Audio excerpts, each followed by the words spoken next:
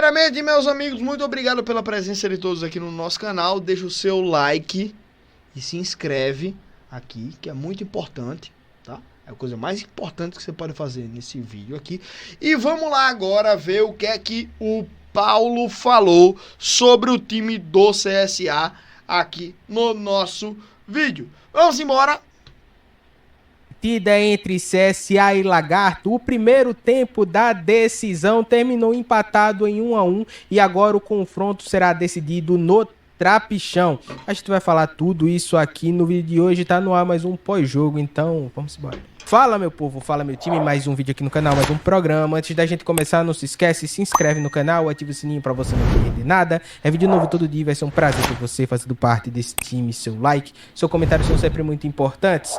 Tamo junto, a gente vai fazer aqui uma análise completa, tá, meu povo? E o que foi esse primeiro confronto entre CSA e Lagarto? Dois tempos distintos em que Moacir Júnior Totalmente distintos. Surpreendeu todo mundo. Quando a gente colocava ali entre os possíveis, né, titulares, sempre se colocava o Matheus Melo. E o Moacir Júnior, ele surpreende. Ele coloca o Matheus Melo pro banco e coloca o Fabrício Bigode para sair de primeira. Ele tem ali o Lucas Lima como centroavante, o retorno do Dudu Figueiredo, o retorno dos titulares, o retorno ali do Mas eu acho que é exatamente porque ele coloca o Lucas Lima que ele bota o Matheus Melo pro banco. Ele coloca o Matheus Melo sempre como uma opção para um falso 9 ali perto da posição do Lucas Lima. Que estava suspenso, só que o Matheus ficou no banco. E deu certo a estratégia, tá? O CSA logo no início do jogo já abre o placar, o que torna a situação muito mais fácil, porque os donos da casa, eles teriam a obrigação de ir para cima. Mas o primeiro tempo o CSA decidiu ligar o modo segurança. E eu não falo que o CSA ficou todo atrás esperando. Eu falo o modo segurança o CSA tinha ali as ações do jogo, mas não era... O primeiro tempo do CSA foi muito no modo de segurança mesmo. Mas não era recuado, não era retranca. Era o time que estava com a bola e não arriscava ao ponto de deixar o campo desguarnecido para o adversário poder contra-atacar. Era isso que acontecia.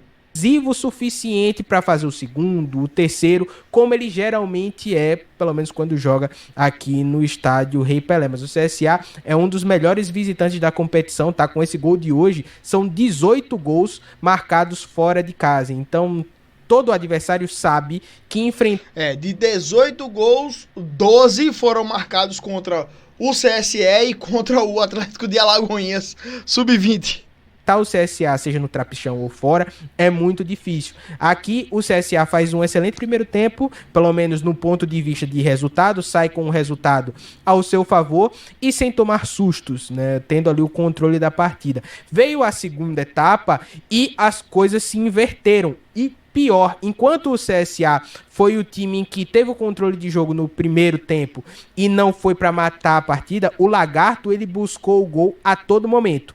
Antes de fazer o gol de empate e depois o Lagarto continuou tentando ali a virada, mas agora com o CSA tendo que sair mais para o jogo, tá? O CSA aceitou muito a equipe do Lagarto, que com as mudanças cresceu cada vez mais. Aqui eu não tenho como não pontuar as mudanças do técnico Moacir Júnior. Ele acerta ao colocar os titulares da maneira que ele colocou. O Lucas Lima, por mais que ele não seja um jogador que finalize tanto, mas é um jogador que briga muito com o zagueiro, chama muito a atenção do zagueiro, então abre espaço para outros atletas, como o Rian Santana, que teve oportunidades ali da primeira etapa, inclusive de fazer o seu golzinho, mas não fez uma boa partida. E aí, o Rian Santana é um jogador que eu vou deixar citado aqui agora desse corte também, tá? O Rian Santana é um cara que está sendo muito citado e que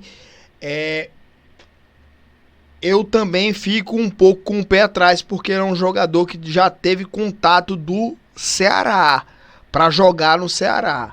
E aí, ele joga mal nessa partida justamente quando tem esse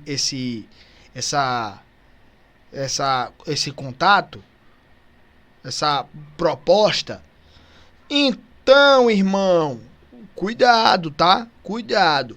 Mesmo que a janela demore para abrir, a janela só vai abrir no dia 22 de julho, demora então um mês para abrir essa janela, mesmo assim, velho, o jogador ele não vai arriscar ter uma lesão grave se ele já tiver com um contrato pré-assinado com algum outro time. Ele não vai, velho. Não vai. Tá ligado? Então é muito perigoso esse tipo de contrato. O Rian no jogo de hoje. Você tira o Lucas Lima, você acaba tirando essa característica e botando um jogador muito mais móvel, que é o Matheus Melo, que também teve a possibilidade de fazer o seu gol ali na segunda etapa. O goleiro do Lagarto faz uma baita de uma defesa. A gente vai mostrar todos esses lances aqui. Mas eu acho que o principal erro talvez não tenha sido de quem saiu, mas a entrada do Everton Heleno é que foi errada.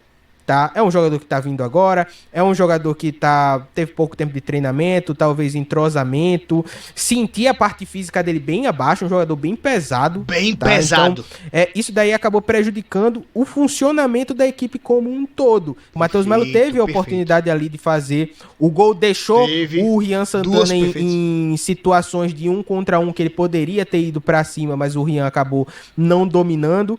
E você tirar o Dudu e colocar o Fabrício e deixar o Fabrício Bigode ali pelos lados, faz sentido do ponto de vista defensivo, mas ofensivamente o Bigode ele não funcionou.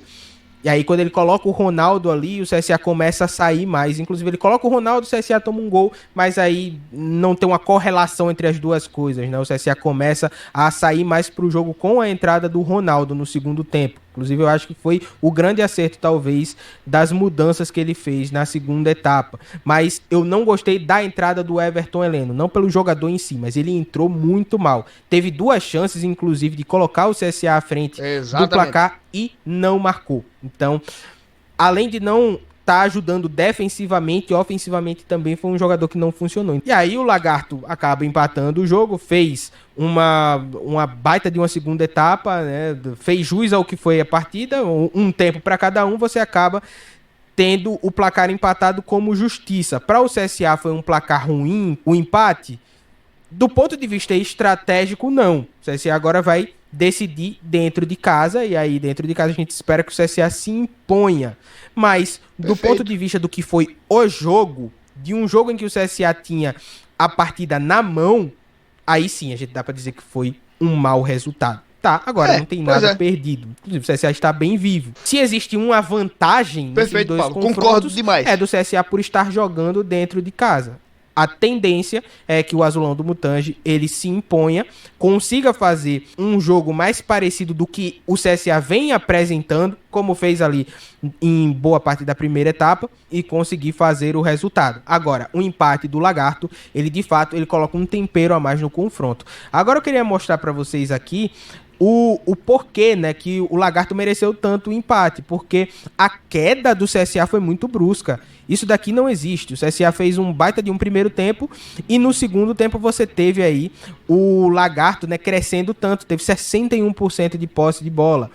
Teve ali chutes no gol, né, foi um para cada lado. O CSA finalizou mais vezes, mas essas foram para fora. Então talvez o ponto de preocupação, talvez não, o ponto de preocupação é essa queda para o segundo tempo. E eu acho que tudo tem um porquê. Talvez a mudança tenha feito com que o CSA perdesse essa organização para defender e conseguir sair de maneira organizada. O Everton Heleno, como eu já falei, ele estava muito pesado. Quer dizer que o jogo... Não acho que tenha sido somente as mudanças, tá? Eu acho que o time do CSA, de uma maneira geral, se comportou de uma maneira mais defensiva. O jogador não presta, que não serve pra nada. Não, mas nessa partida, em específico, a entrada dele, eu acho que prejudicou todo o funcionamento do time. E aí o Moacir tentou... Também acho que o Everton Heleno atrapalhou o time do CSA mais do que ajudou, mas eu também acho que o restante do time poderia ter jogado melhor no segundo tempo. E é uma questão coletiva também. O pior para mim de todos eles foi o Everton Heleno. Mas outros jogadores poderiam ter jogado mais bola. ali organizar tudo com as outras mudanças, mas não teve jeito. Mesmo assim, o CSA ainda teve chance de sair com a vitória. E aí é o outro ponto que no mata-mata faz toda a diferença. Faltou o CSA matar quando tem as oportunidades. Agora a gente vai ver aqui os lances dos gols, e aí eu vou colocar os lances que o CSA perdeu, tá? Aqui o lance do gol do CSA, logo no início. Lateral. O CSA trabalha muito bem essa bola, né? Consegue girar. Não, o CSA sabe trabalhar bem essa bola, pô.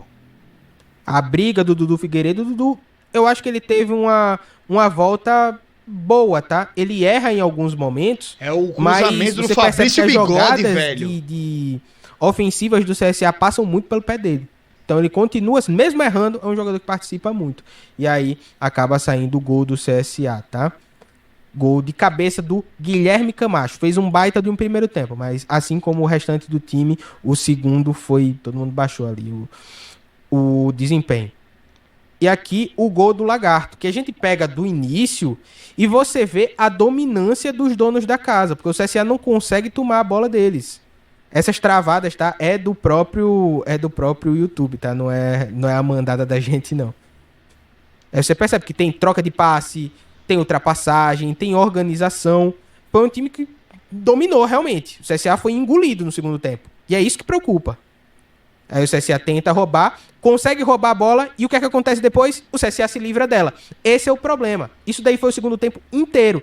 E aí, oriundo disso, saiu o gol deles, né? O Iago ainda fez uma defesa ali e o braço do rapaz tá na frente, mas ele consegue chutar no cantinho e faz o gol. Filho da puta esse cara, velho. Se não fosse o braço do cara, o goleiro tinha visto a bola e tinha defendido. O braço do cara tirou até a visão do goleiro, pô, da finalização. Então, assim, é pra vocês verem. Eu deixei desde o início justamente pra brincadeira isso, pra só, vocês né? verem Palhaçada, que gente. o Lagarto ele tinha o domínio no segundo tempo. O CSA conseguia roubar essa bola, mas não conseguia transformar isso em lance de perigo, em contra-ataque. Nessa transição do CSA no segundo tempo, ela não aconteceu. Resultado, o CSA pegava a bola e se livrava dela.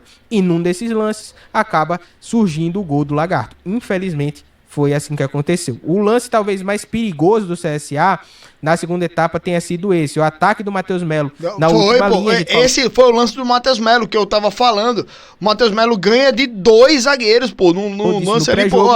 Aí ele chuta, o goleiro pega... Que defesa do caralho do goleiro, pô. Baita de uma defesa, né? Ele até foi um pouco desequilibrado ali pela disputa, né, com o zagueirão. O Matheus Melo foi bem pra caralho, velho, nesse lance. Do goleiro. Ele chuta do jeito que dá ali, cruzado, o goleiro salva ali, pô. Foi absurdo, acaba pô. Classificando, tá? Então, quando tem essas chances aí, você não pode perder. Agora, o lance, né, do Ronaldo Mendes. O CSA já com outra postura, depois tomou o gol. Aí Ronaldo Mendes chuta, Ronaldo Mendes, o goleiro defende.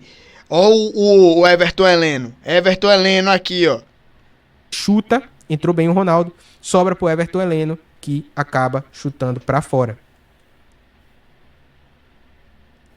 Mal pra Não sei, caralho. talvez o gramado tenha atrapalhado, né? Esse kick, a bola acabou vindo um pouco mais pra trás, né? Pra ele ajeitar o corpo e chutar realmente é complicado, mas enfim. É um complicado é o caralho, complicado é o caralho, pô. Ele é pago pra fazer isso, ele é pago pra jogar bola, ele é pago pra chutar a bola, ele é pago pra fazer gol, porra. O salário dele não é menos de 20 mil reais, não. Não tenha pena dele, não. Pô, Paulo. Que você não pode perder. Agora, o outro lance sai... O Everton Heleno poderia ter consagrado o Ronaldo e o Gustavo, que entraram no segundo tempo, né? E aqui a gente tem que também valorizar a personalidade do menino, tá? Entra numa situação... Véi, ó o Gustavo, a jogada que o Gustavo faz.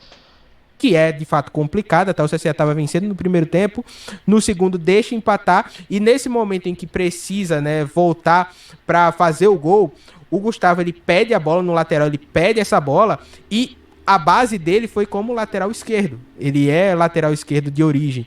Então, essa jogada de fazer o arco, né, e achar o atacante ali nas melhores condições, para ele não é novidade. Mas aqui é a personalidade dele, no momento difícil, falar, não, dá a bola em mim que eu resolvo. E ele resolveu.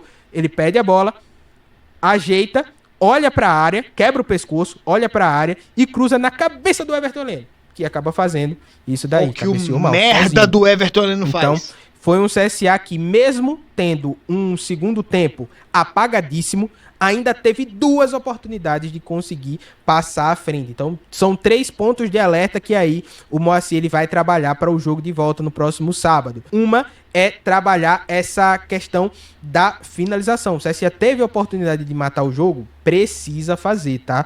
Talvez o Lagarto não dê tantas oportunidades no jogo que vem. Talvez eles queiram segurar para tentar ir para os pênaltis. É uma coisa que pode acontecer.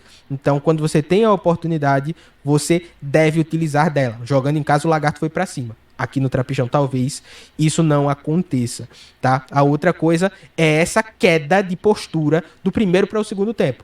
E aí, eu acredito muito pela substituição do Everton Heleno. Talvez eu, no lugar do Moacir, eu faria a mesma substituição. O cara chegou agora, também. foi um jogador Perfeito. que ele viu, que ele pediu, né? E que tava bem lá no Souza, mas não funcionou. E aí ele tenta consertar ali com as outras substituições, mas já foi tarde, né? Já era tarde. O Lagarto já havia empatado. Mesmo assim, ainda teve condições. O CSA ainda criou oportunidades, mas não matou quando teve a chance. Tranquilo, meu povo? Esse foi o vídeo de hoje, tá? Não se esquece, se inscreve no canal, ativa o sininho pra você não perder nada. É vídeo novo todo dia, vai ser um prazer ter você fazendo parte desse time. Seu like, seu comentário são sempre muito importantes.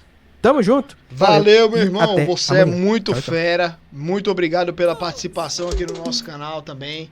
E é isso, meu querido. Valeu mesmo. E vamos embora, né, meus amigos?